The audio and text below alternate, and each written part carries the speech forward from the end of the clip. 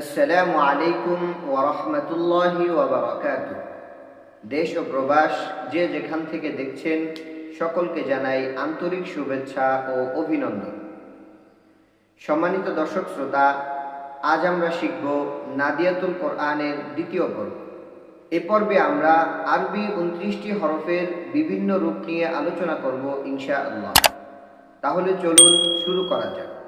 প্রিয় দর্শক মণ্ডলী, আপনারা দেখতে পাচ্ছেন এখানে বা এর 3টি রূপ রয়েছে, অর্থাৎ এখানে এই রূপটি হচ্ছে, এই যে লাইনে এই রূপটি হচ্ছে পূর্ণাঙ্গ রূপ। হরফের পূর্ণাঙ্গ রূপ এখানে তুলে ধরা হয়েছে। দ্বিতীয় সারিতে দেখা যাচ্ছে এখানে হরফের অর্ধেক রূপ, তৃতীয় সারিতেও দেখা যাচ্ছে হরফের অর্ধেক রূপ। এখানে দ্বিতীয় সারিতে যে হরফের অর্ধেক রূপ বোঝানো হয়েছে, এখানে আরবিতে এই হরফগুলোকে মোরাক্কাব বলা হয়।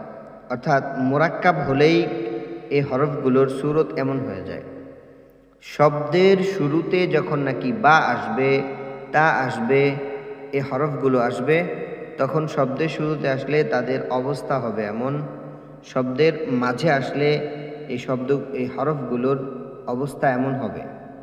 আমরা যদি এভাবে বলি, বা এটা হচ্ছে পূর্ণ বা, আর এটা হচ্ছে শুরুর বা, এটা হচ্ছে মাঝের বা, তাহলে আমরা এভাবে বলতে পারি পূর্ণ বা, শুরুর বা, মাঝের বা, পূর্ণতা, শুরুর তা, মাঝের তা। এভাবে যদি আমরা বলি তাহলে আমাদের জন্য সহজ হয়। তাহলে আর দেরি না করে শুরু করছি। আউযু বিল্লাহি মিনাশ শাইতানির রাজীম। বিসমিল্লাহির রহমানির রহিম। বা বা বা, পূর্ণ বা, শুরুর বা, মাঝের বা, পূর্ণ সদ, শুরুর সদ, মাঝের সদ, পূর্ণ তা, শুরুর তা, মাঝের তা, পূর্ণ দদ, শুরুর দদ, মাঝের দদ, পূর্ণ সা, শুরুর সা, মাঝের সা, পূর্ণ আইন, শুরুর আইন, মাঝের আইন, পূর্ণ নুন, শুরুর নুন, মাঝের নুন, পূর্ণ গইন, শুরুর গইন, মাঝের গইন, পূর্ণ ইয়া, শুরুর ইয়া, মাঝের ইয়া, পূর্ণ ফা, শুরুর ফা, মাঝের ফা, পূর্ণ জিম, শুরুর জিম, মাঝের জিম, পূর্ণ কফ,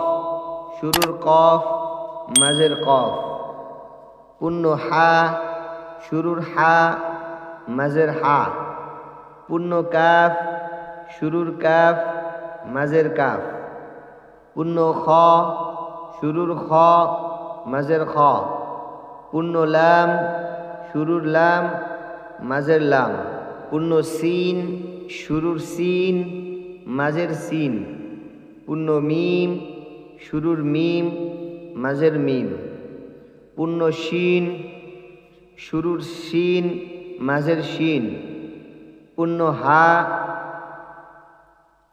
শুরুর হা, শেষের হা।